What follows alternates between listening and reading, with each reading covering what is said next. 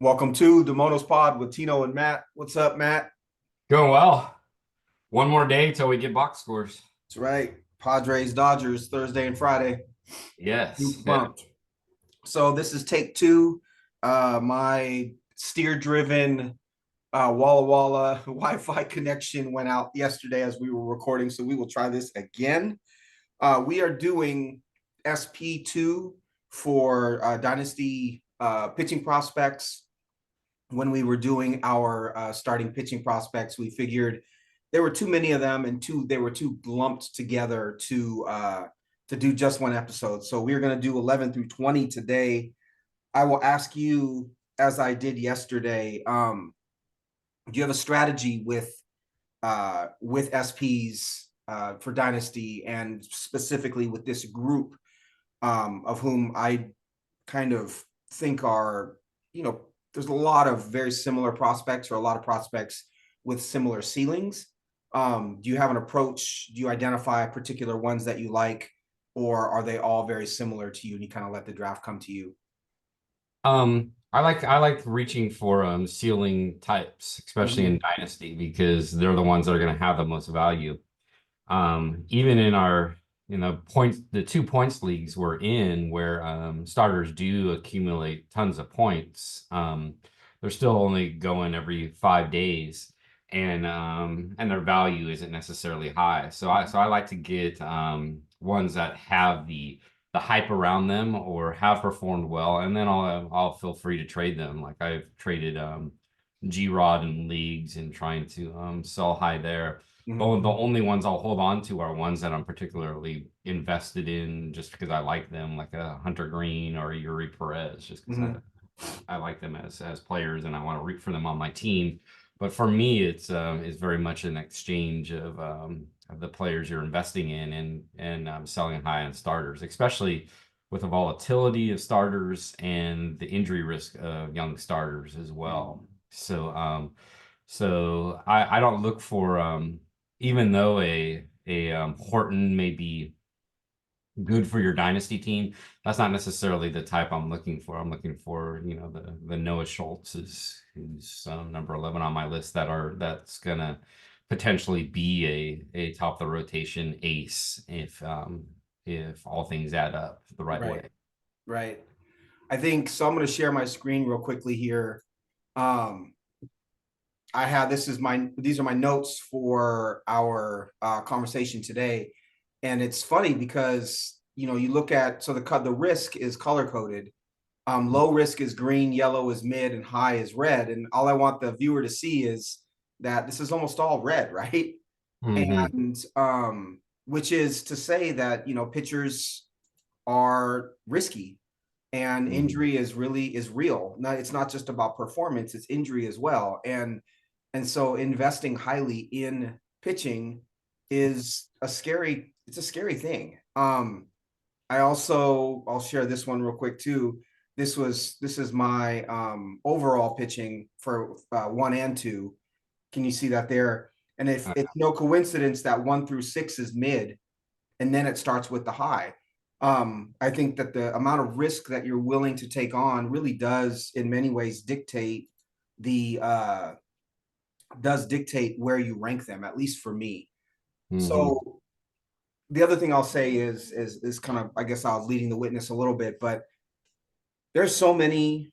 There's probably 25 pitchers that are in the minors right now that I rank as like, say, the top 25, and it's hard to distinguish from maybe number 4 all the way down to 25.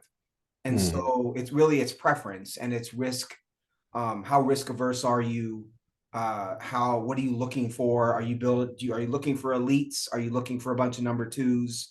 Do you value strikeouts over low whip? Like whatever it is that you're looking for is there. And so where at least for me, where I choose to rank from 4 on down, a lot of it is just preference, right? Hmm. um I try to diversify.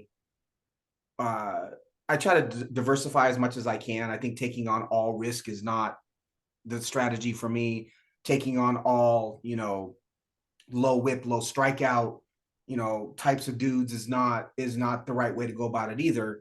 Um, and I will say too, my top three were Skeens, Job, and Harrison.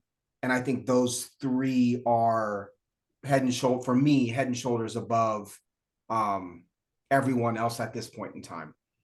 Mhm. Although the ceiling of Espino and Painter, as we'll talk about today, I think is higher than those guys. They're just not healthy, and so I can't rank them up there. So you said Schultz is your number 11. 11. Mhm. And so I had Schultz at 7. Do we want to rehash a little bit? What is it about him that put him at 11 for you? Yeah, I like these. I like these big pitchers that are going to come at you from different angles. He's a lefty, 6'9", 220. Mm-hmm. He has gotten Randy Johnson comps that you mentioned last time.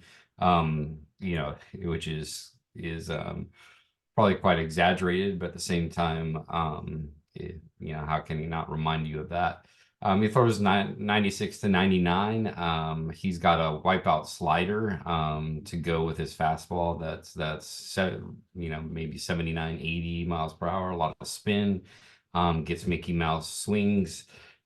He's performed well so far. The thing that I like about Schultz too is with his size and velo, he has excellent command. Mm-hmm. So at least so far. So I just think he's, you know, most people have him at, and I have him at 60 command. So he has this elite upside. The only downside that I see is the organization. That's the White Sox. Are they going to change things up? Are they going to be able to start developing players and developing a team?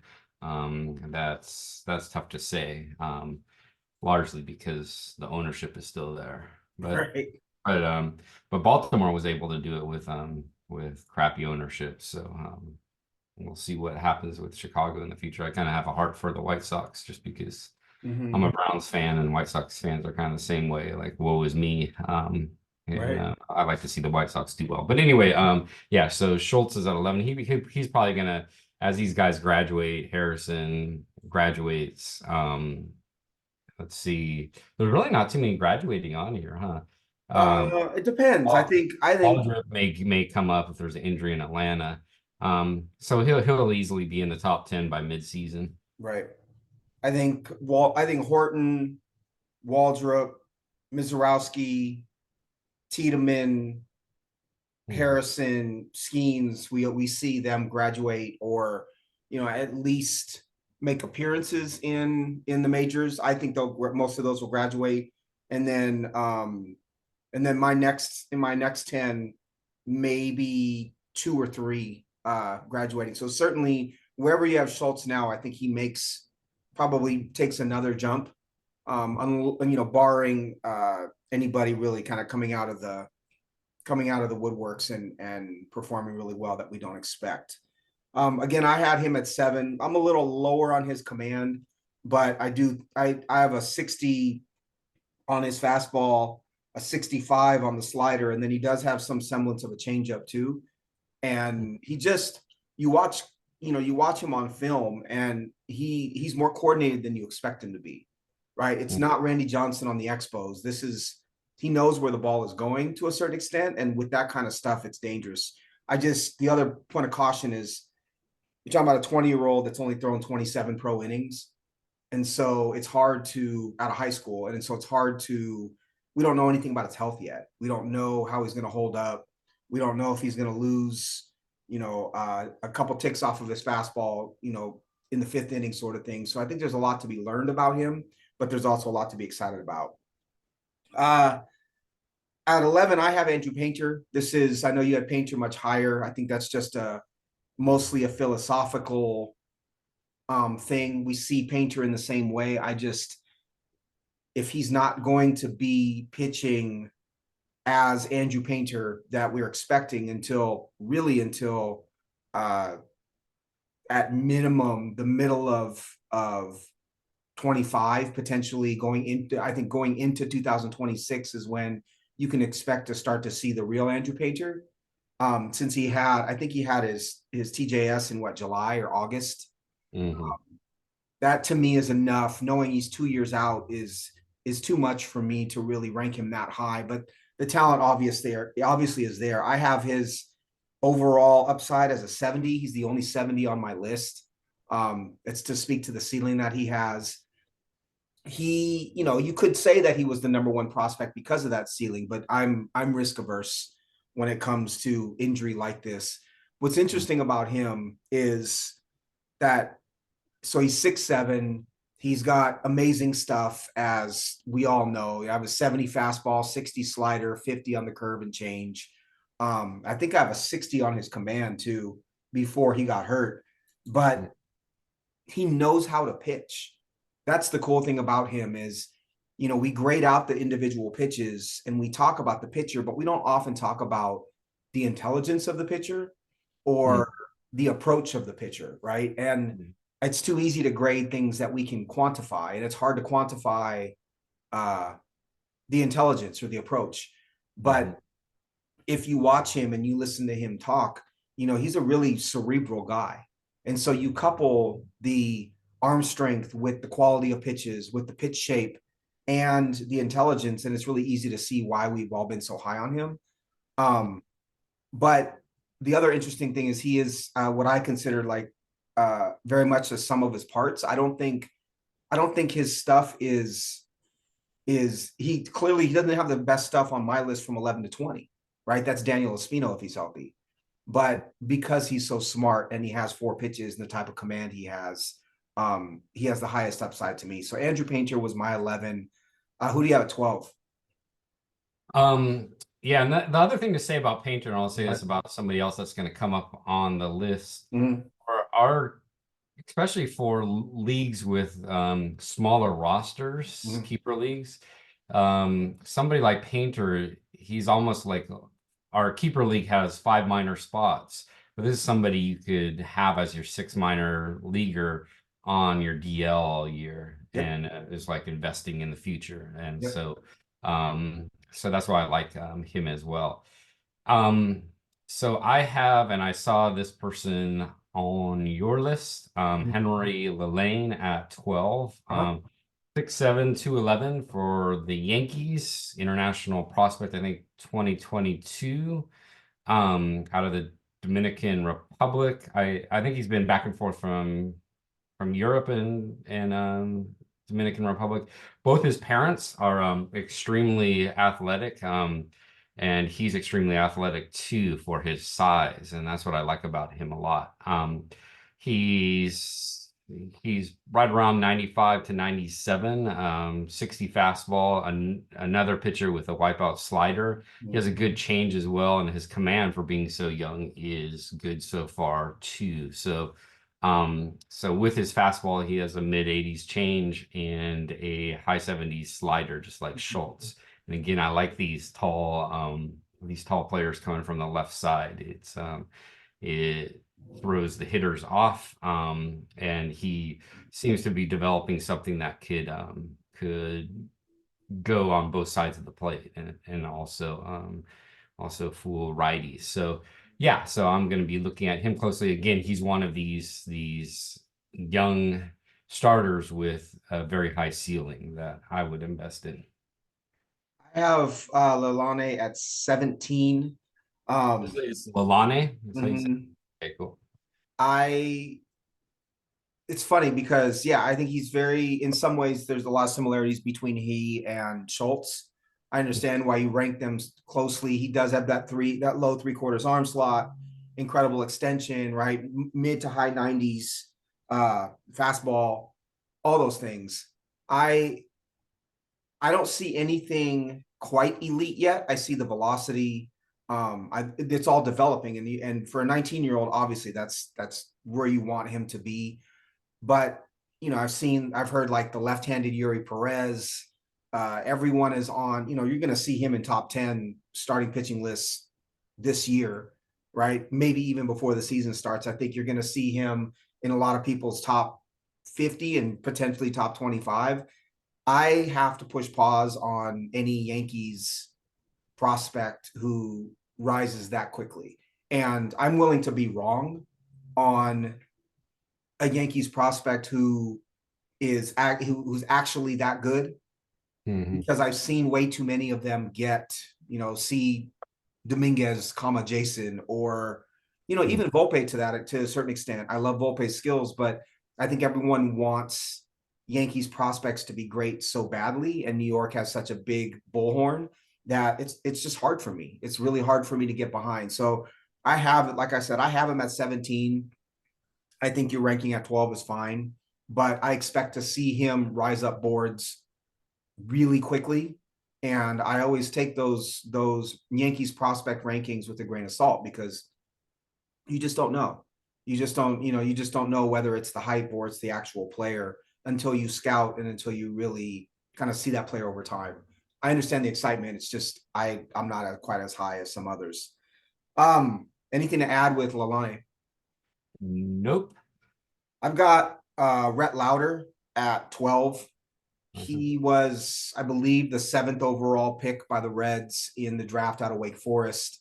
I've come around on him. He's not my typical cup of tea, in that, he was a high ceiling or high floor, lower ceiling type of, seen as a high floor, lower ceiling type of selection that was going to come quickly. The Reds still subscribe to, find a two seam or sinker ball type pitcher to throw in Cincinnati because the park is so small. He does that. He's a changeup first right-handed pitcher, which is really scary to me. In my notes, I have that he's smart and he has good command, but ... changeup first right-handed pitcher and pitching in Cincinnati. I learned my lesson last year with Gavin Stone with changeup first righties. And I think that while that was only one player, does give me pause if they don't have a really good breaking ball as well.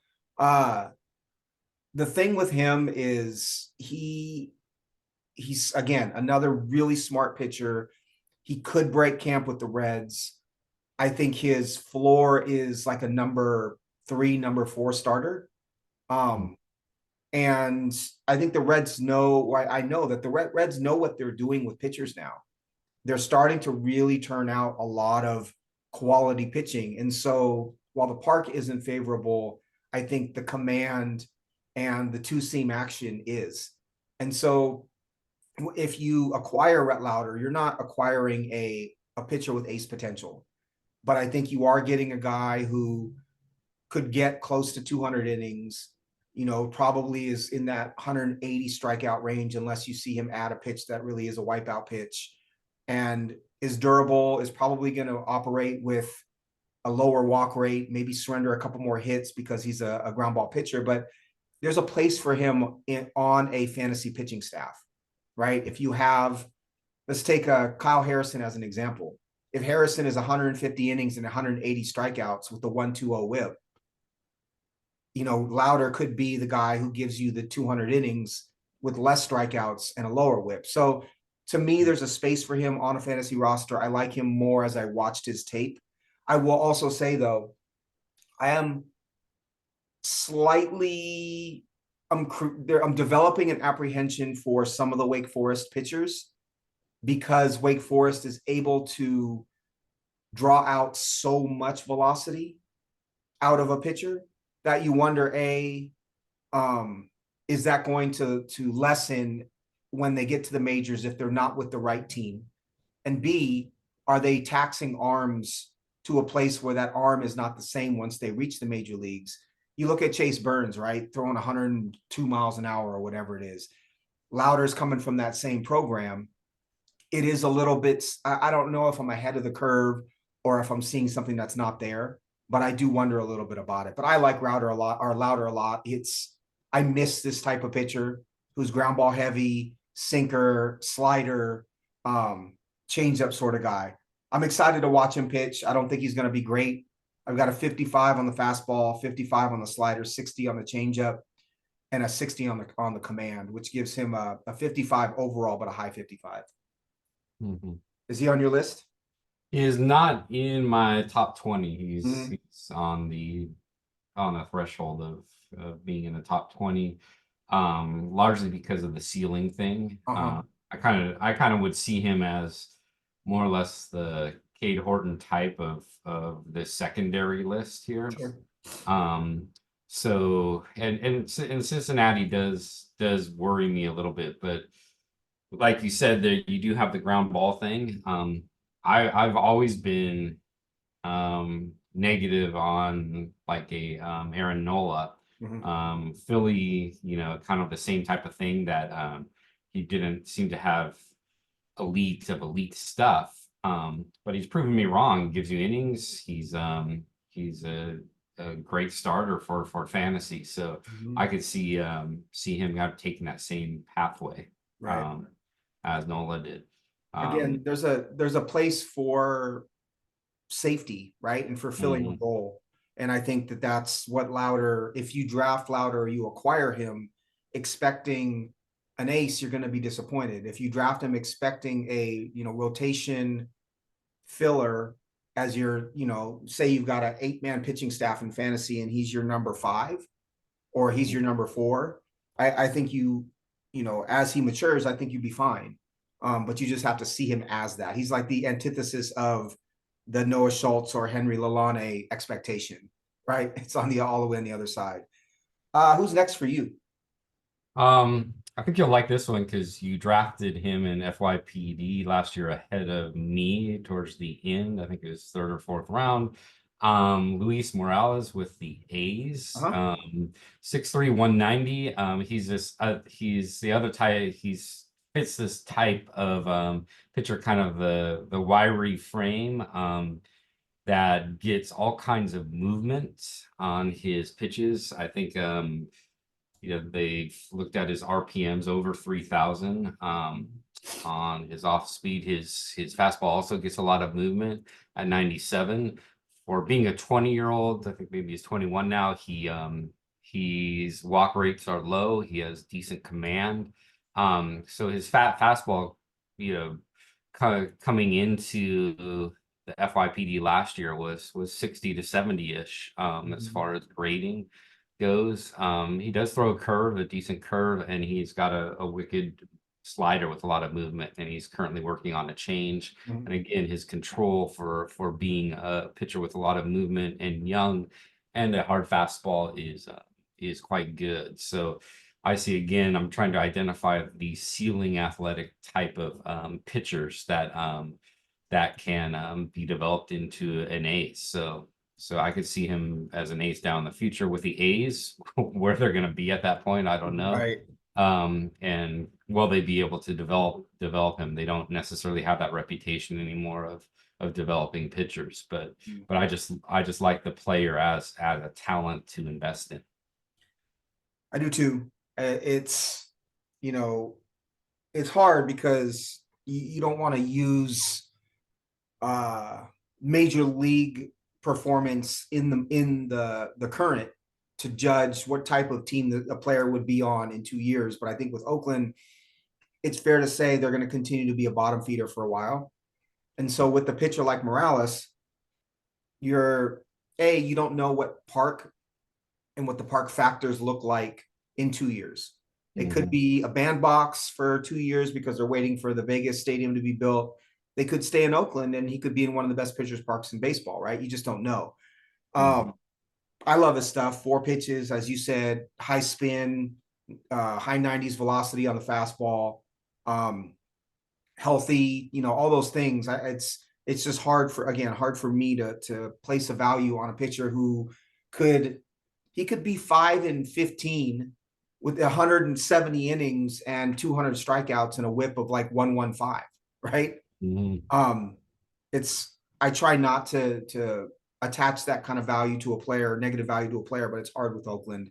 But I love him. I love him a lot. Uh, my 13 is Daniel Espino.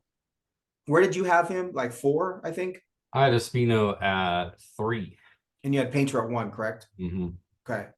Espino has to me, the best stuff of any pitcher in when he's healthy, of any pitcher in minor league baseball. That includes Paul Skeens.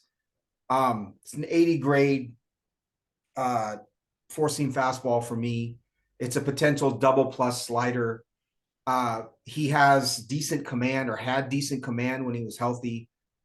He's got 4 pitches because he's got a curveball and changeup as well.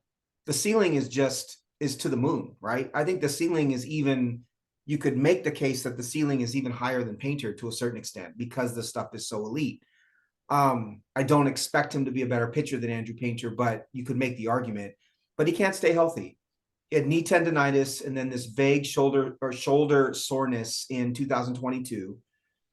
Shoulder soreness again in 23, which led to a muscle strain and a capsule tear and surgery in May of 23.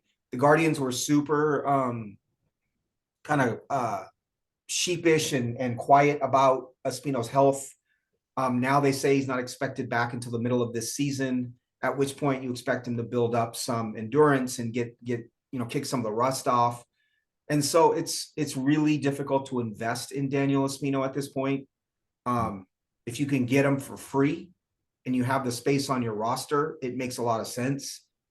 But as far as he was my number one starting pitching prospect going or in the 2023 offseason until he got hurt. I still love his potential. It's just he's been hurt too much, so it's really hard to tell what he's going to end up doing. But he might be my favorite pitcher in on these lists. But he might just be a pipe dream at this point in time. Who's next for you? This one is I like just because of the organization. So the Dodgers had problems with their 40-man this year because they held on to a lot of prospects for too long, Michael Busch being one of them. And so they went and reached for younger type of players in exchange for Busch with the Cubs. So I have Ferris at where are we at? 14? Yep. Yeah, I've Jackson Ferris 14. Mm-hmm. For me, it's this is like Tampa going and finding somebody from another team and then bringing him there. Yep. I like Ferris as far as the base or the foundation he has. He was drafted second round last year by the Cubs out of IMG Academy, which is known for training young athletes, and it's a boarding preparatory school. He's 6'4", 195. I like that. To me, that's like the perfect size when it comes to a pitcher, right? Mm-hmm. Not too tall, and it just has I know this is there's been studies on this, and the big athletic type of pitcher doesn't necessarily show injury proof, but at the same time, any scout is going to say they lean in that direction. So the only issue that I have with him, I think, is dodgerable, if you want to use that as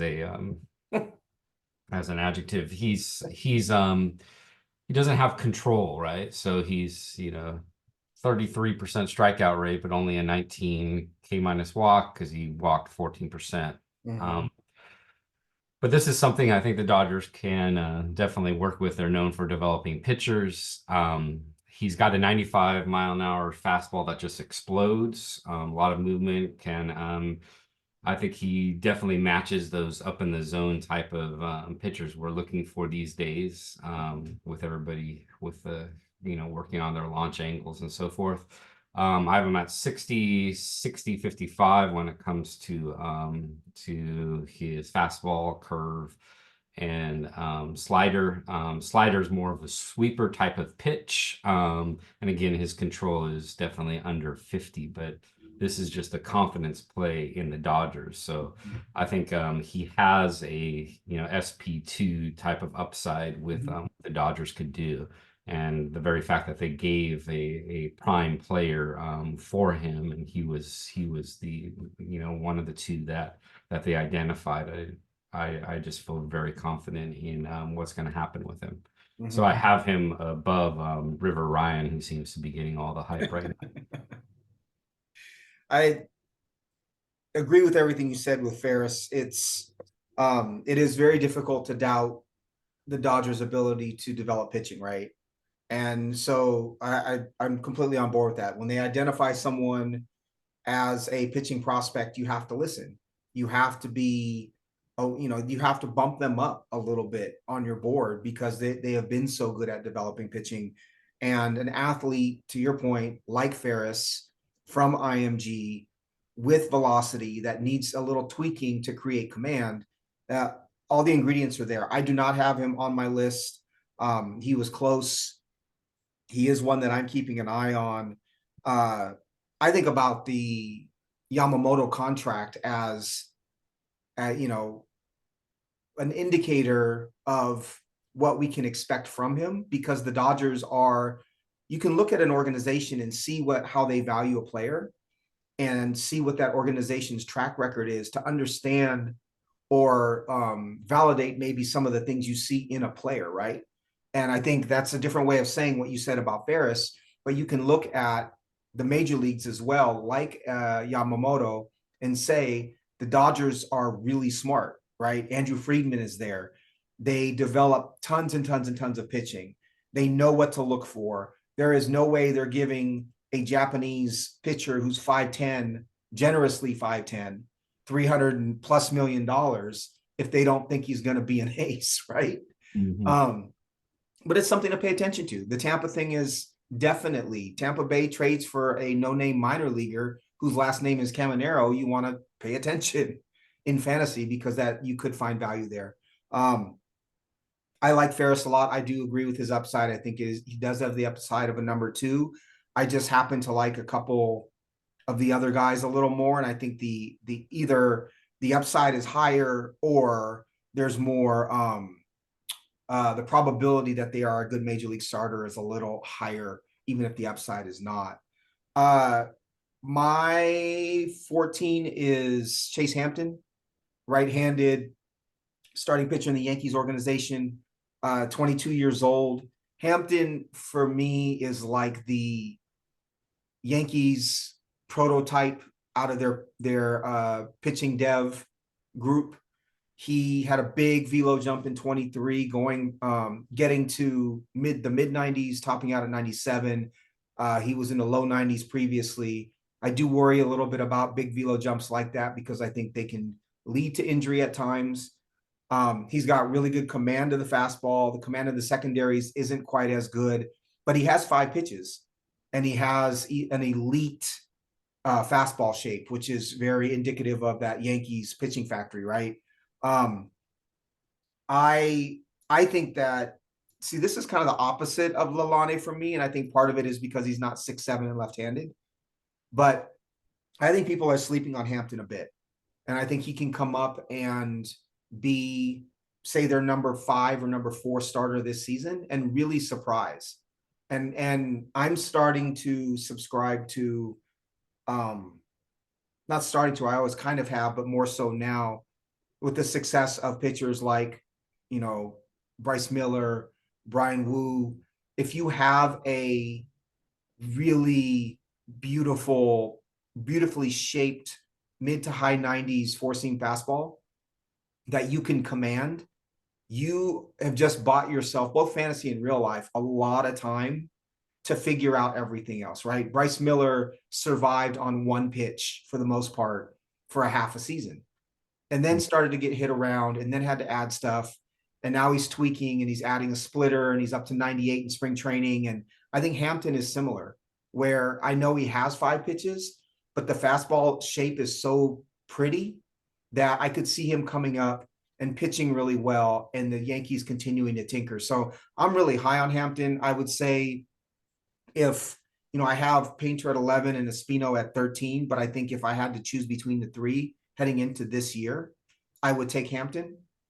I would take Hampton probably over Lauder this year, maybe not over the long run, because I think Lauder's floor is higher. But, Hampton over Chandler, maybe. Hampton over Tiedemann, maybe. Hampton over Mizorowski, probably. So he's a little bit low for me at 14 when I look at my list, but I'm going to keep him there for now because of the big velocity jump. Do you have Chase Hampton in your top 20? No, I'm 20 and 30. Is there something you don't like about him, or is it just kind of your flavor is something different? My flavor is high, very high ceiling. So that's the only hesitation. But yeah, I think he's he's not the type that I would have him ahead of Louder, um, Mhm.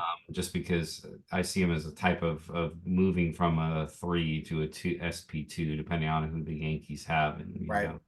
in the future. But and also you got the proximity Yep. thing too. Yep. And the Yankees are definitely building to compete right away. So Right. he's the type of pitcher that isn't like doesn't, I don't think, has the athleticism or stuff like Morales does, but at the same time, being in the Yankees org, he's going to get you wins. He's going to get you consistency. Hmm. The one, so and he also has a nice cutter. The one concern I have is a right-hander with a really good fastball that doesn't have like a splitter or a dynamite change in New York is scary because that left field port, the right field porch is so shallow. And if you don't have something to really get left-handers out, then you might see an ERA that's a half a run higher just because of circumstance or because of park, right? Park Mm. plus pitch mix. And the changeup is the one pitch that I have a 45 grade on. And and so you wonder, can he exist with that fastball shape plus slider in that park? That does give me a little bit of pause. Uh who's your 15? My 15 is a little bit of a tragic situation because I've always liked this pitcher and he finally got it last year. So last year, when he finally got it, he was running at a 31% K minus walk rate, 38% K rate, 6% walk rate.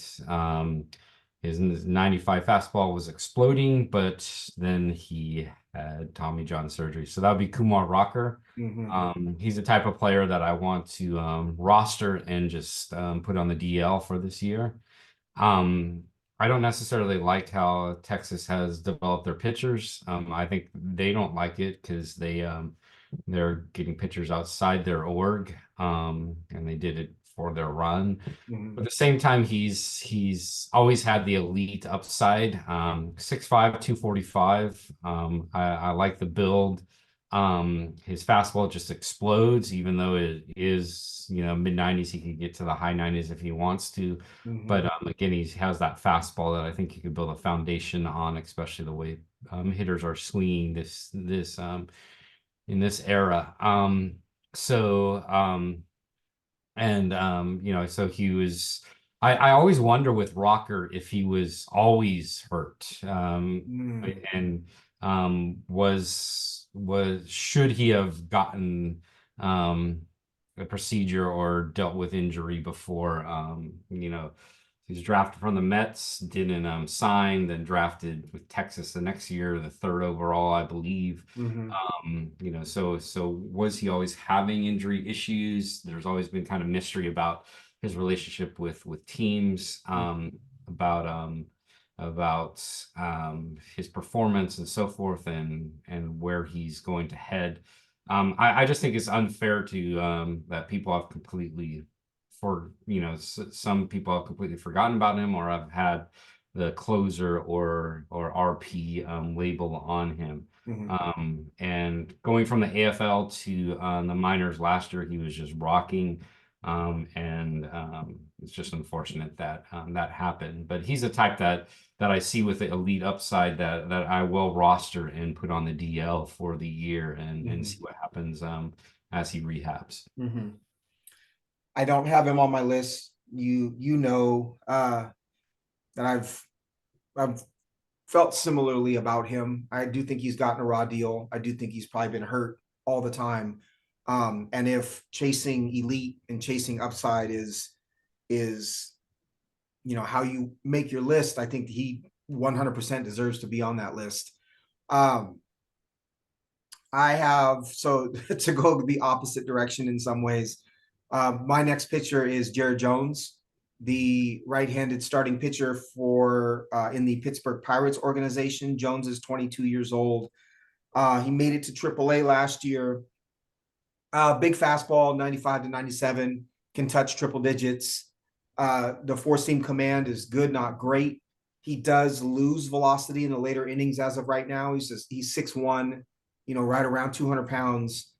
And the command of the secondaries isn't great, right? It's slider, curveball, changeup. I don't see him going more than say 150, 160 innings. I do like the stuff a lot. He he could break camp in the Pirates rotation, and that's part of the reason for putting him at 16 or 15 for me is, it's proximity, right? And he's going to be in a bigger park, and he's going to be a part of a team and an organization that is up and coming. I could see Pittsburgh, with a couple of tweaks, they could be a mid to high 80s win team, for the next, not this year, but the subsequent years, for the next 4 or 5 years, with O'Neill Cruz and Tamar Johnson and Bubba Chandler and Paul Skeens. This is a good organization. They're developing a lot of good talent, and that matters to me. So, if Jones is like in 2 years is 14-5 and he went 160 innings, but he had 190 strikeouts and a whip of 1-1 or 1-1, 1-1-5, wouldn't surprise me. And I think he's pretty safe as a pitching prospect. The only question again is does he hold up in the sixth inning? Is he a five and dive guy? And again, I don't think he has the upside of a Skeens or a Chandler. It's why I ranked him below, but I do like Jared Jones a lot. Mm-hmm. Do you have him in your top 20? I have him between 21 and 30 on the threshold of the top 20. I think he's, out of all the pitchers, he's my sleeper here. So I think I love the pick. He gets overshadowed, I think, by both Bubba and Skeen. So yeah, and what you say about proximity is definitely the case. So now I know when we hit the mid rounds in our draft. I was just gonna say that Jared. So I'm not even sure why. Did I leave him out of the 20 because I don't want anybody to know? But I guess that's part of the pod, right? Yep, that's right. See, for me, I tend to run or try to run an 8-man pitching staff in fantasy, and size of league will dictate the quality of your 6, 7, 8. And we have a 16-team league, but Jones is, I think if he has a job, he's the kind of pitcher that I may not want to have to count on as a starter right away. But I think, later on in the season, he might, provide big dividends as a 5-6 inning guy with, 8 strikeouts and giving up 2 runs if he can find his rhythm. But yeah, I think he's a great add at the end of a rotation this season. And certainly, this whole group for me is that the meat and potatoes part of your rotation, right? It's not Luis Castillo. It's not, your top end starting pitching. These are the guys you have to have and have to identify, and you can't be wrong on, because you stick with them too long and they've got a 5 ERA. So Jones was my 15. Did you give your 15? You did. Yes. Who do you have at 16? So my 16, this may be a big debate one, but I put him here as far as upside goes. I think your point about Painter makes Painter look all the better. So this is a Phillies prospect. It's Mick Abel, 6'5", 190. Had, when Painter came up last year, more of the sites that seem to favor scouting thought he was going to be the next Painter, right? And why I mentioned Painter is because the sense is that the Phillies now know how to develop pitchers, but the issue with Abel is he wasn't necessarily developed last year. He still has great stuff. He has a 95 plus fastball that just explodes again at the top of the zone. I've been looking a lot for that this year. So he's graded between this year and last year anywhere from 60 to 65 on his fastball. He's got a great curve, decent slider, and a really good change as well. All of those, 3 of them could be in the 60s. However, his controls at 35 or 40, especially last year. So Mhm. is this something that can be harnessed or not? I don't know. So he could be somebody that shoots up the list, or he has the most potential of somebody shooting way down the list. He's Mhm. already shot down on a lot of people's lists as well.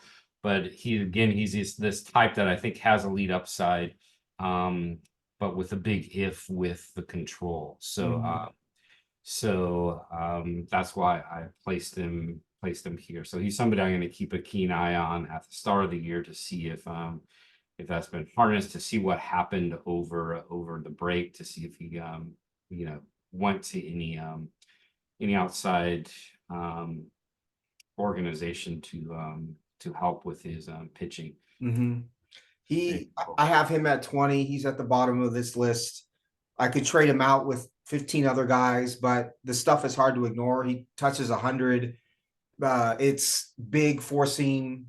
The slider, I don't know if we're referring to the same pitch, slider, sweeper, curve, but his first secondary is nasty. And so you see an elite reliever when you watch him for sure. It's just a matter of can he harness the third and fourth pitch, or even just the third pitch, and get it in the zone enough uh, to not walk the world. I have his control at 45. I think that's probably generous, and his fastball and curve, or his fastball and slider at 60. I also think it's interesting that a couple folks wrote about this, that had he taken a jump in 23, he would be in that Phillies rotation this season, heading into the season. But he just fell off a cliff from a control standpoint. And so it'll be interesting to see. Again, I think his stuff is so nasty that it's hard to keep him off of this list. I also worry a little bit about Philadelphia as a park and as a, you know, if you're pitching for Philadelphia in 24, how good is that defense going to be behind you? And sometimes those factors are just enough to push somebody else above him, but I do have him at 20. 16 for me is you're gonna laugh. This is a homer pick, but I think a homer pick that is going to prove to be that we are ahead of the curve, because I know you like him too. Jeter Martinez, Mexican, 18 years old, signed by the Mariners. He's a long way off. You're looking at 2027 probably for Jeter Martinez, making his debut. 6'4", projectable frame. He's already throwing in the mid 90s with the four seamer. He was untouchable in rookie ball. The four seamer is a little bit, has some two seam movement. And so you wonder if he's going to be more of a two seam or sinker ball type of guy, or if they'll teach him a true four seamer down the road. But the big slider was unhittable, right? The slider was absolutely unhittable in rookie ball. And he's also developing a changeup. So what I see here is an 18-year-old throwing in the mid 90s whose frame hasn't developed and is coordinated and athletic in what I consider to be maybe the best pitching organization in baseball at this point in time. And so because he's 18, you don't hear him talked about in the same way you do even a Henry Lalane or like a Noble Meyer, someone who's like a first round pick. But Jeter Martinez is the truth. And especially if they can get, with which I believe the Mariners will do, you can teach him a true four seamer to throw at the top of the zone and couple it with that two seamer to jam right handers. So I'm super excited about Jeter Martinez. I'll let you tell the story about trying to draft him in our draft in our dynasty league this year. But I'm all over him. I think he's great. He's in the right organization. He's in my organization. Super excited about him. He's at 16 for me. Mm-hmm. What's the story about picking him up? Well, there were a few of those. I think Kalaz with Colorado too. Mm-hmm. In the Fantrax draft room, you really can't see if players are rostered already. At least you have to go to the player page, or maybe I'm just not up on tech. But anyway, his name wasn't showing up, so I was wondering if I was misspelling it because I thought I was the first one there. But then I went to the player page and you had already rostered him. So I don't know how you misspelled Martinez, but I think maybe I was just putting Jeter in and Mhm. wondering if that was really his really how you spelled it, like Derek Jeter. But yeah, so same thing. And I was just misspelling the Colaz one because I thought it was an S at the end, but I think it's Right. yeah at the end. Um, It's one other thing with Martinez is I think when you're looking for like true ace mm, potential, obviously stuff is king.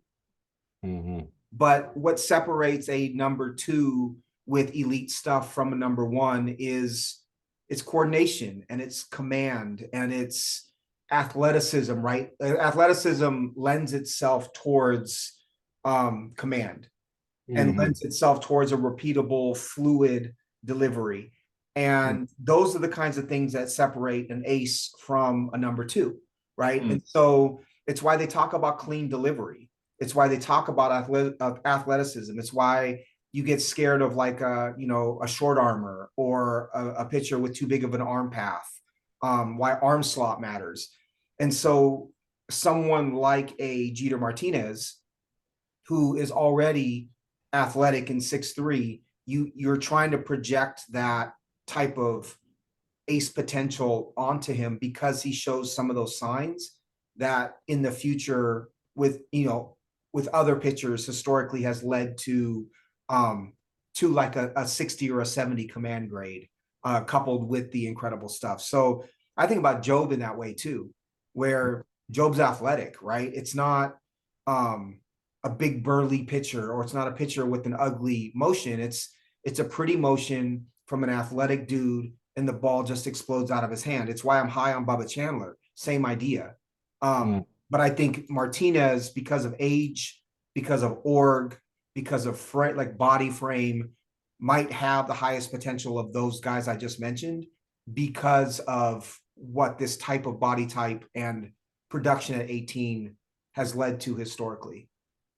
I mhm, think Dwight Gooden's a good example for me. Great athlete, young guy, wiry frame, coordinated, nasty stuff, and knew how to pitch, right? By 19, he was pitching on the Mets in 85.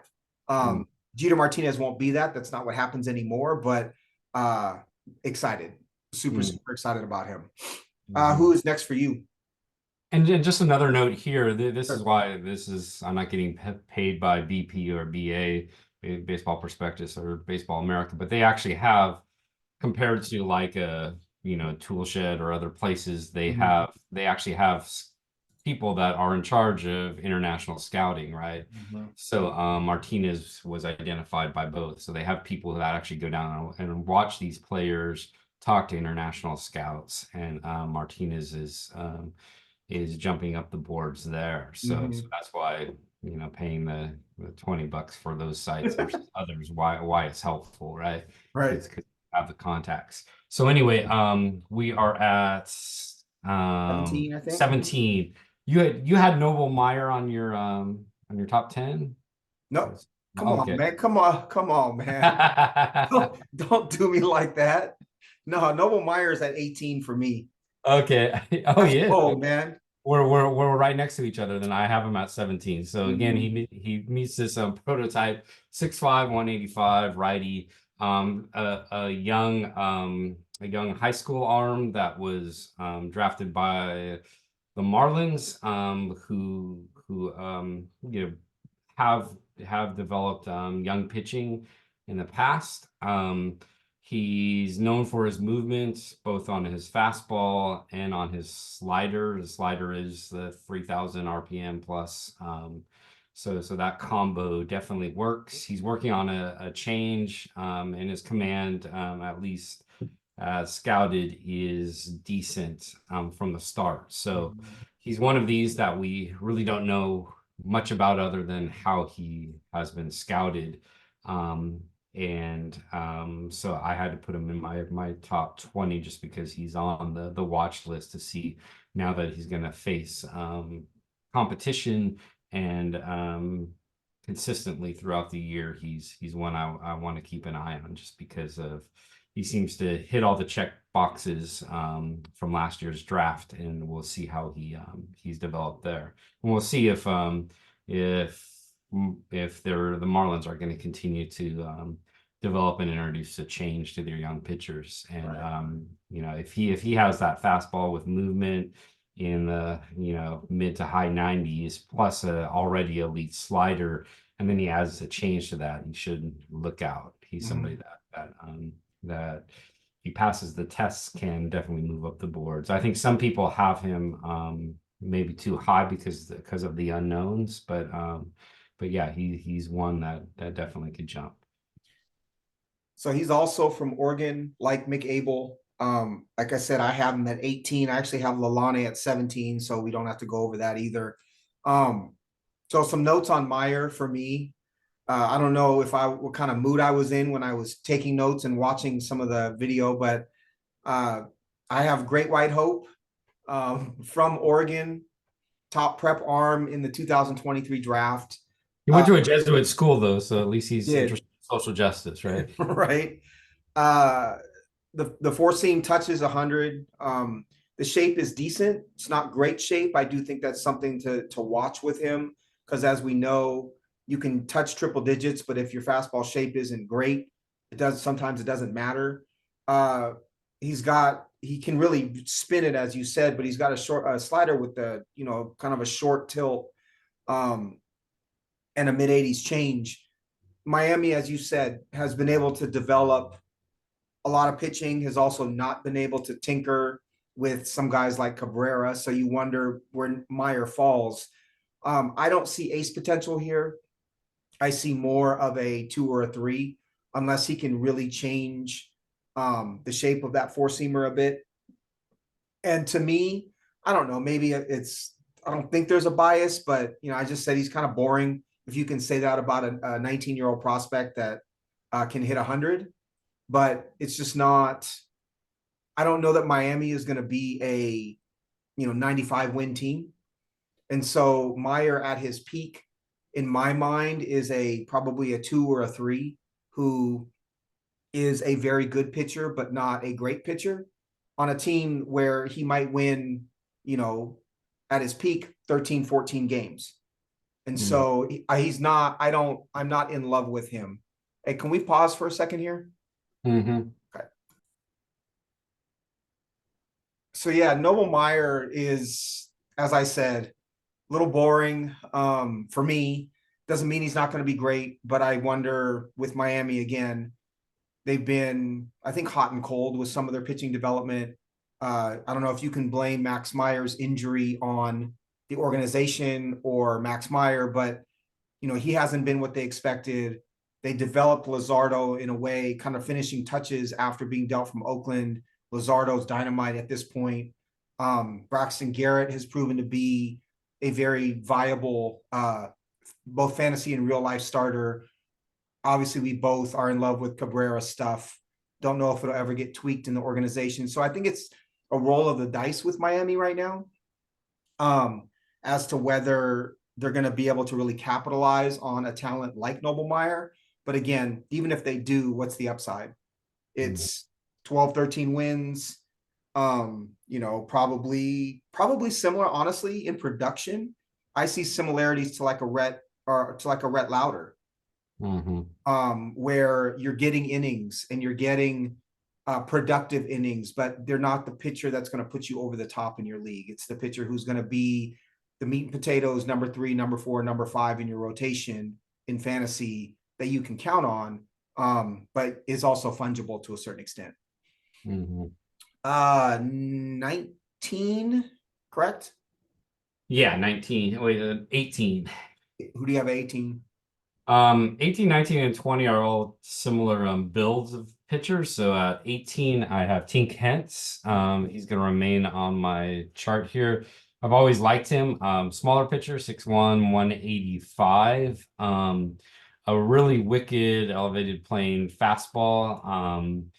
And I like that. I like his organization with St. Louis. I think he was second round 2020. a high school pitcher drafted, so it takes a while to develop. Mhm. Um, he has multiple pitches. He has a great changeup to go along with his fastball that he can get high in the zone.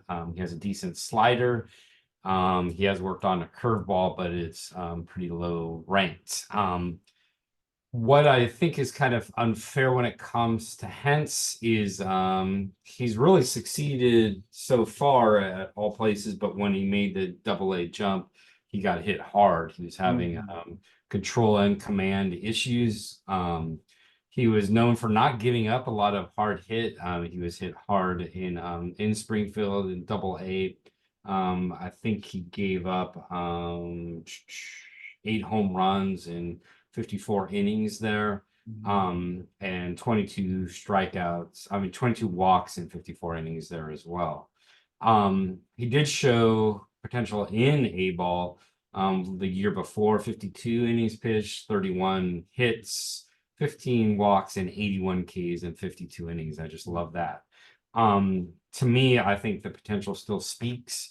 Some people have been out on him and have labeled him as a reliever. I'm still confident in what St. Louis can do with him. I'm still confident in the foundation that he has there. And I think St. Louis, like a Kyle Harrison with the Giants, they're just careful with him, right? A young pitcher, smaller build that throws hard. The reason he didn't pitch a lot was just because he's getting used to the majors out of high school as a pitcher. So, I to me, he's the underdog type that I root for. That doesn't necessarily have the SP build, but I wanted to put him on the top 20 just because I like his stuff. And again, I'm kind of focused on these elevated plane, decent fastballs that I think Hens can provide, and he has a great secondary as well. I don't have him in my top 20. I I love tin cans. You know, it's fun. It's African American. I think he's from Arkansas. Pitching on the Cardinals. The uniform is cool. Like, the elevated high 90s fastball, the big hammer curveball. He's got a changeup. Um, really exciting. One of the most exciting pitchers to watch on this list. And I agree with you. I think they're treating him with kid gloves because he's out of high school, because he's smaller frame. My ultimate thought with him, though, is, and why I left him off this list, is if you think that the frame and the endurance questions are real, which I happen to, I just think it's hard to find a starter of that size that you can. Of course, I roster Yamamoto, so Yamamoto's smaller than Hens, but you worry, right? I think it's legitimate to worry about whether that pitcher can go 180, 200 innings. And so if your expectation is of Tink Hence is say 140 to 160 innings, and you're good with that at his peak, then I think he can provide incredible strikeout numbers and is super dynamic. But he's not going to be a 200 inning pitcher in my mind. And I do think there's pretty strong reliever risk with him. And I don't want that to happen. But I think it's a question that you really have to answer. That said, how many innings is Tyler Glasnow thrown? Right. Yeah. And he's 6'8". Uh-huh. And where are we ranking him going into this draft season? In the top 10 with a lot of folks, not me, but a lot of folks. So is it fair to label Tink Hence as fragile or as having questions because he's 6'1" and really skinny, when we have a 6'8" Tyler Glasnow being ranked in the top 10 and having never really thrown the amount of innings you would want from him? So careful when we ask these questions based on size, because I don't think it's always fair. He's not in my top 10 or my top 20, but it's not because of a lack of love. I love Tink Hence. Who are the other two on that list for you? So at 19, I have Ariarte from the Padres. again, what a smaller, 6'2", skinny dude as well. Righty, he's kind of got that lanky delivery with that can produce a lot of spin. What's incredible about him is once he hit Double A in San Antonio last year, which by the way is a pitcher's nightmare, right? Every hitter looks good in San Antonio. 29 is innings pitched, 51 strikeouts, right? So it's just crazy ratios. And then when he was in high A, 61 is innings pitched, 77 strikeouts. The issue with him is the walks. But this is something for a young guy like him who's 21 years old that I think San Diego can develop. I'm confident in San Diego as a organization. So and I love what they're doing with their young pitchers. And I just want to see kind of having the natural Dodger hate in me, even though my in-laws and my wife are big Dodger fans. But just because they're kind of the West Coast Yankees now, I kind of like how San Diego has taken a step back, acquired a lot of pitchers from the Yankees, developing a lot of young pitchers. I love that strategy. It's different from what other people in the league are doing right now. So he's one of those that people again put this reliever tag on him because of control issues, because he doesn't have the stature or build of a workhorse. But I just love his stuff. Top of the zone too. He could hit 100 when he wants to, and has a secondaries, has a decent slider, has a decent change as well. It's just can San Diego harness the control and command for him to continue. But I think that the Double A numbers, I think a lot speak to just where he is with park factors and so forth. So I'm confident in what San Diego can do with him. I'll say too, for 24, specifically our league where it's 15 keeper, 15 drafted, there's, even as a reliever this season, I think there's a lot of upside with him, like a lot.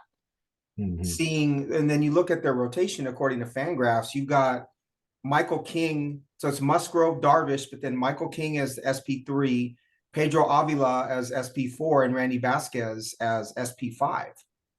Right. And then you look at the bullpen, and the only real right-hander you can say definitively, is nasty and can close is Robert Suarez. But you have Enyel De Los Santos, you have Steve Wilson, right? There's opportunity if he really does show out in spring training. I think there's opportunity to see him move into, in the beginning, probably that seventh inning role, but potentially ascend to be a closer on a legitimate, 80 mid 80s win team by, I don't know, May or June. I don't think that's out of the realm of possibilities. And I think Suarez has struggled at times to stay healthy as well. And so I agree. I love him. I love his upside as a starter. I think if you're looking for sleeper SP prospects with elite type of upside, Iriarte is great. But I think it is worth mentioning, if you have room to roster a rookie who potentially relieves and puts up big strikeout numbers quickly, I can see him doing that with this Padres team for sure. And he's in leagues that have the SP-RP separate like that. He could be that SP-RP sneaky pick here. Do you play in a league like that? I didn't want to mention him here, but you've already mentioned him in the past, so right. Well, this will be all out of the open. This will be a test as to how many in our league actually listen to our pod, right? So we'll save your last one there. I have Abel at 20, as I said. Meyer was at 18. My 19 is in the same organization as Robbie Snelling. Again, maybe I'm getting old, but I'm starting to put more of the mid rotation, lower ceiling, higher floor types of guys on my lists. I think there's value in them, and especially if there's a sliver of upside. And so Robbie Snelling is a athletic left-handed starter, 6'3", 210, drafted out of Arizona high school in 22. I think he had signed with LSU to go pitch at LSU and play football as well. But athletic dude, four-seam fastball, slider mix, the four-seamers in the mid-90s with decent shape. He's got that 1-7 slider in the low 80s, kind of sweeper-ish, and a changeup that needs to be developed. But the question is with him, he's got the athleticism to develop, but if he doesn't find a legitimate changeup or a third pitch to throw to right-handed batters, it could get ugly against righties for him. If he's just fastball sweeper, we see that with, the conversation about Tiedemann is that Tiedemann's changeup is so good that you can see him succeeding right away against right-handers. With Harrison, there is questions because he has a changeup and a little bit of a cutter, but with Harrison, the fastball shape is so elite that he can lean on that on two pitches, like a Strider, right? If you reach that level, you don't necessarily need that third pitch. Snelling's fastball is not Kyle Harrison's fastball. It's not coming out of that really low 3/4 slot. And so he needs a third pitch to really be a number 2, number 3 type. I think as of now, he's more of a 4-5. But if you're the type that bets on athleticism and the type that bets on kind of, the consistent delivery that can come from athleticism like that, and a player who hasn't focused solely on baseball until last year, Snelling can be your guy. I also, like you, I think the Padres are a smart organization and are good at pitching development, quietly good at pitching development. So I have Snelling at 19. My list below Snelling, I could have put any number of these guys, including the guys that you've named that aren't on my list, but I think he's pretty safe. And I do think there is some room for growth with him. He doesn't have this now. I will say he doesn't have the helium that he's getting from the numbers exclusive types of prospect guys. He doesn't have that kind of ceiling, right? You look at his numbers from last season, and it's 103 2/3 innings, 82 hits, 118 strikeouts, 1.82 ERA, 1.12 WHIP. The guys who are number scouters have Snelling way up there. He doesn't have that potential. Just go watch him pitch, you'll see. But top 20 in my mind on this list, I think he deserves to be here. I assume he's not on your list. No, remember he was in my top 10. So you're right. You're right. Yeah. You're a numbers guy. I forgot. Kidding. Kidding. Yeah. So yeah, 20? I love what San Diego's doing. They have Snelling, Thorpe, and King, Lesko, Iriarte. Iriarte. Yeah. So that's a future rotation, right? Right. In and of itself. I did mess up with San Antonio's park factors. They are a lot lower than I said. The overall park factor is 101 with BABIP. So I did want to correct myself on that in when I was defending Iriarte. I conflated it with what we all love as Seattle fans, the Pacific Coast League, which is definitely high park factors for hitters. So yeah. And then your 20. My 20 is, I already mentioned Prelander Baroa. He was on my 10 right. as the outsider last week. So right. I love it. I still haven't heard any news of what they're doing with him. So I hope they give him a shot as a starter eventually. I hope they don't immediately put him in a late inning role. Can I just say they've got to be idiots to not, as an organization that's going to lose 100 games, that is rebuilding, that is desperate for starting pitching, whether the Mariners thought he was a starter or not, you got to be crazy to not give him in a new org in the condition that the White Sox are, give him the opportunity, at least the first half of 24, whether it's on the White Sox or in the minors, the opportunity to start. Mm-hmm. If you just make him a reliever, you just shot all the value of Prelander Baroa out the window, Exactly. which means that the White Sox are probably just going to make him a reliever and not let him start, right? Because it's the White Sox. And I'm with you. I will always have a soft spot for the White Sox in my heart, in part because, you know, I lived there, in part because I have fraternity brothers that grew up on the South Side and are like diehard Sox fans. The jersey with the socks across the, you know, the pullover with the socks across the chest. I think of La Russa and Guillen and, you know, Carlton Fisk and those guys I'll always love. And it's the Yoan Moncada franchise. So you have to, I don't know, I love the White Sox. Just some names that you have that missed the top 20 that we don't have to go into, but just name the names that kind of are just off that list for you.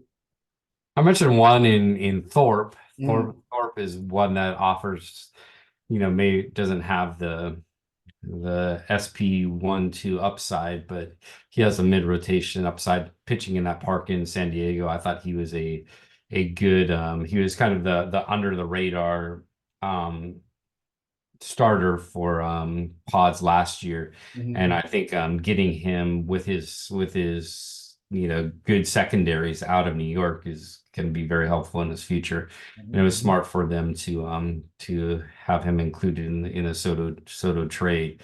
And I just love how they went after pitching with that.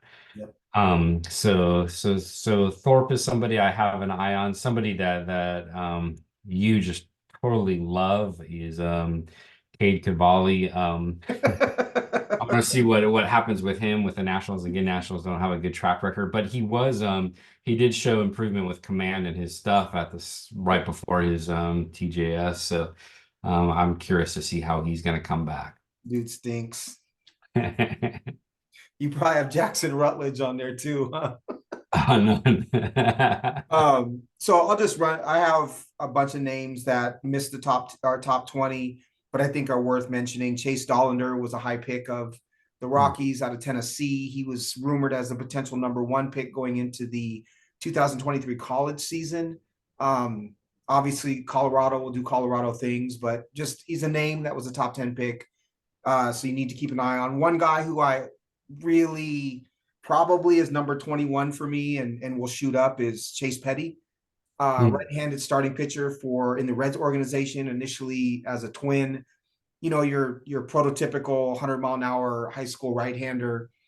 The velocity came down. He had to work on his secondaries. He got better, and now his velocity is back up to 99 in the spring. So Yeah, he's got to watch.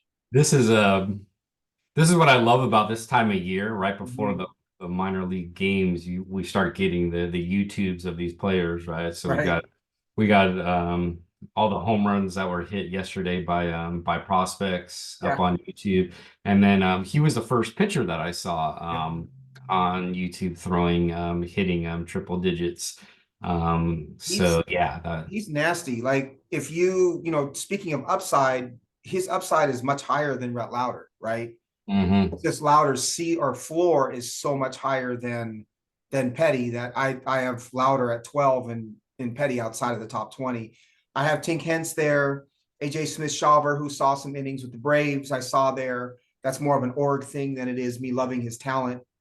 Connor So Smith. I think Waldrop will. Do you think he'll get the first shot and then mess up, and Waldrop will pass him at some point? Uh I don't. I think it's a crapshoot, honestly. They're so different. You know, Smith-Shawver is the Braves prototype, the clean delivery, young guy, comes out of nowhere. Um, whereas Waldrop is crazy delivery, you know, nasty fork ball, just a really different, really or nasty splitter, really different profiles. I don't know. Honestly, I think that's a battle to really watch in the spring. And I'm not posturing because I'm not keeping Waldrop in our league. Connor Phillips, who was traded to the Mariners from the Braves, I have him between 20 and 30. Just in the because he has the stuff, but again, it's the control that's when he He got he he hurt. looked pretty good. He looked pretty good until that last game. And then he pitched what did he pitch 16 balls in a row. And Yeah, he walked just three guys in a row with not even a strike, and they just took him out of the game when they were on that playoff run. right, just nuclear loosed it basically. Nick Frosso, Drew Thorpe, as you said, Brock Porter, I'm less high on now, Texas Rangers prospect, but still has pedigree. Takoa Roby, I think, is one to really keep an eye on. Was traded from the Rangers to the Cardinals in the Jordan Montgomery deal. Right-handed starter, mid-90s, big curveball. And that organization, they know what they're doing, obviously. I think he could sneak up on some folks. Carson Wisenhunt, doesn't have the upside, left-handed starter, change up first for the Giants, but doesn't have the upside of Harrison, but I think has a very high floor. Anthony Solomento of the Pirates, Jackson Ferris we talked about, Thomas White, left-handed starting pitching prospect for the Marlins. Robert Gasser is another one who might get some time this year. Jordan Wicks with the Cubs, Christian Scott with the Mets. Max Meyer was the number one prospect in a lot of people's minds. Was I notoriously traded him away for a first-round pick in our hybrid keeper league to a manager who's no longer with us. Figuratively, not literally. But he'll be coming back, and we'll see what happens with him. And then Luis Morales, as you said. Scott is interesting with the Mets to see how he moves up. He could be one of the proximity types that could offer innings and consistency. Right. Tidwell too, I think, is one to keep an eye on with the Mets. But it's pitching, right? There's half this list is going to be in the toilet, and half this list is going to be great, and you just don't know which ones it's going to be. As we typically do, give me a couple of guys that you just are in love with on this list, and a couple of guys that you may have on the list, but you don't love, but you have there because you know that they are decent players, or overrated, underrated, whichever direction you want to go. Yeah, so Hence is obvious. Hence and Rocker are my two favorites on this list that I'm following and cheering for, and that I roster, and hopefully maybe at the end of we'll see if anybody's listening here or respect what I'm saying. But at the end of a draft, I would get Rocker just to stash him on the DL. It's better than getting some shitty hitter, the middling hitter that isn't going to do much. And I do like Jackson Jobe a lot. I did trade him in our keeper league, and largely because he's not going to play this year. But our investing, I just love the control and the spin. Those go hand in hand. And I've mentioned Baroa as far as the sleeper if he ever gets a shot. And I do, just because of the rivalry between us. Kind of our McLean version of a pitcher is Cade Cavalli. So I do want Cade Cavalli to succeed. As far as overrated, I think we've continued to hit this on Tiedemann. Great pitcher, great stuff. Is it going to finally translate? I don't know. I'm not as high on him as others are on the pods. So yes, that's where I would end here. I think my favorites as I go down the list, obviously Harrison. I rostered him a couple months in 2 years ago, and just kind of stuck with him. I've tendered some offers on him, and it's sometimes the offers are fair, but when you stick with the player for that long, it's hard to give them up. I like Lesko a lot. I'm a sucker for a great changeup. We'll see if that proves to be stupid or not. Bubba Chandler, the athleticism of Bubba Chandler, I really like a lot. I think he's going to jump quite a bit this season, I expect. But, as you might have been able to tell with my enthusiasm, I'd say Jeter Martinez is my new favorite SP prospect. It's the prototype for someone great. Like I said, the frame, the athleticism, the results are already there. The other thing that's worth mentioning, I think, is an IFA, an international free agent signing, is not, no matter the talent, is not going to get the same publicity and the same helium that a first round pick will. That's just the world we live in, from a baseball standpoint. That's how people cover the game. We don't have as much information on IFAs as we do first round picks. And there's biases that we won't get into, but there are certainly biases with a player coming from middle of nowhere Dominican or middle of Mexico versus coming from, Florida or Los Angeles, California, right? It's just, Mhm. it is. So And there's, we've texted back and forth on this a lot, right? That yeah, if you if you look at the top 100 list of MLB players, right? yeah, Look how many were initially international signings. It's totally. crazy, and so you can't say that I'm going to ignore this in building a dynasty team. It's something you have to pay attention to. And even more, why do we get so excited about the high school arms coming out or the high school players coming out of the states who aren't going to go to college, right? Right, Um, why why do they get all the press and yet international prospects besides maybe the top two don't, right? right. You look at, just look, I'll read off a random, what is this, a top, it's points league rankings on ESPN, right? Which ESPN, whatever, and it's redraft. But Acuna 1, right? IFA. Soto 2, IFA. Betts, Cole, Tucker, Ramirez 6, IFA. Freeman, Strider, Olson, Gosman, Wheeler, Castillo 12, IFA. Alvarez 13, IFA. 14 is Burns, 15 is Carroll, unconventional, 5'9", Lakeside High School, nerdy, half Asian, right? Um, Devers 16 IFA, Otani, Japan, 18 Pablo Lopez, right? You go down that list and almost half of them, and we're not even talking about Julio or Vlad or some of the other guys. So it's literally half of the list is our international free agent signings. Mm-hmm. Yet we don't know that they're going to be great until they're 18, 19 years old, outside of what they signed for. And so what I was getting to is a pitcher like a Jeter Martinez is, I think, vastly undervalued because of the way that where he came from, and the way that he was acquired by his organization. But if you said that the Mariners had, drafted Jeter Martinez in the first or second round, and he's 6'4", 185 pounds, but clearly a frame that's going to add muscle. And he's throwing in the mid to high 90s, and he's got a wipeout slider, and he's totally an athlete, right?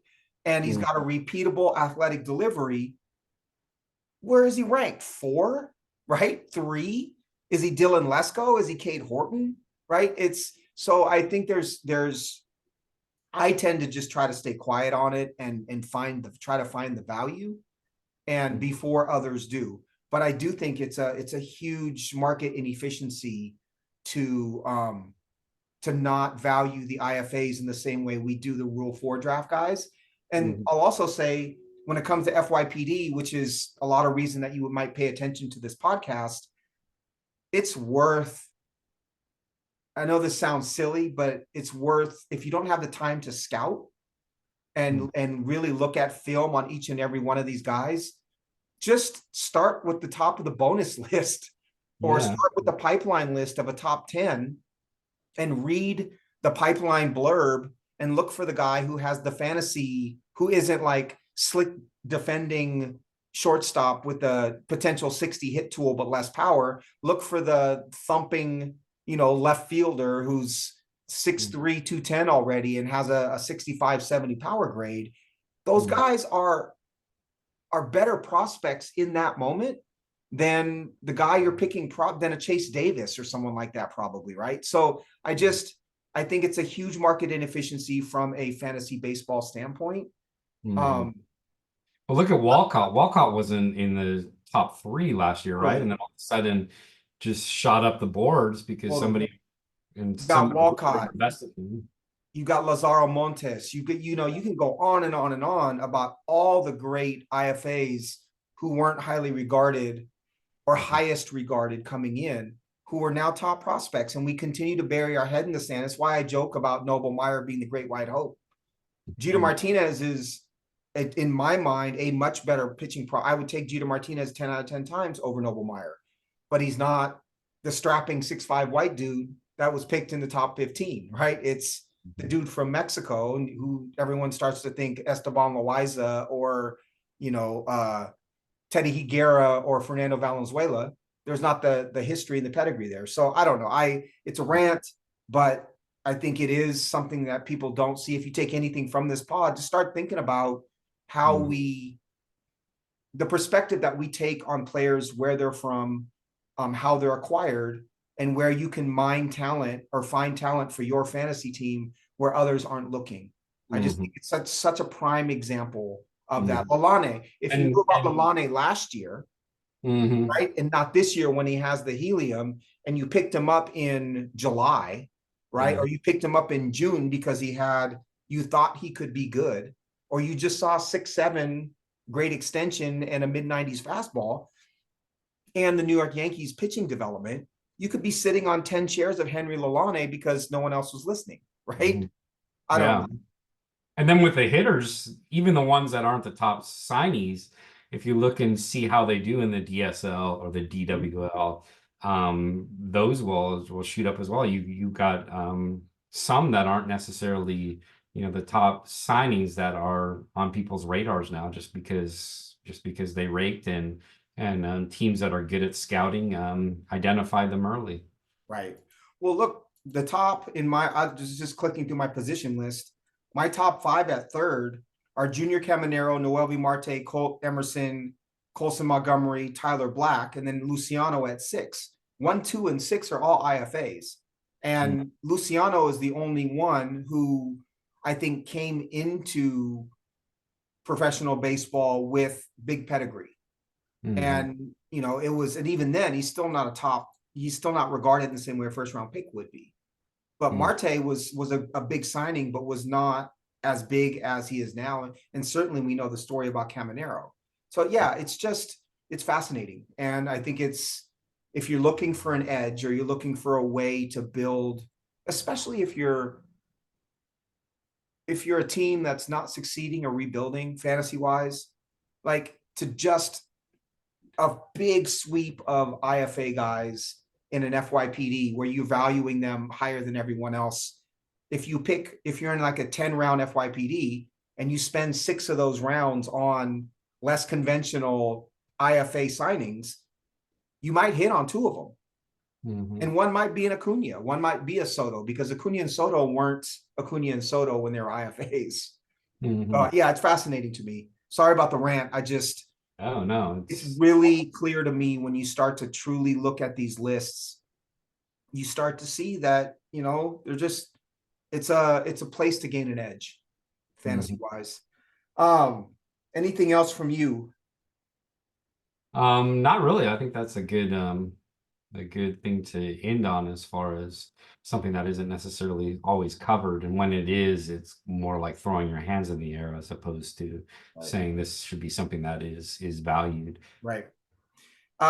So should we start to attack the top 100 next week? Yeah. So I need to go through my each of my positions now, and kind of, that's the fun part when you have the Excels with each of the positions, and now to go through and see where you're going to rank them overall is a fun exercise. Right. Maybe we start with let's see, it's the 21st. Should we do 20 or 25 at a time? I think 20 is good, maybe 5 episodes. Yeah. So we'll go 81 through 100 next week, and we'll move on down to opening day when we'll do the final 1 through 20. That'd be good. Cool. Sweet, man. All right, enjoyed it, brother. Good to see you. Take it easy.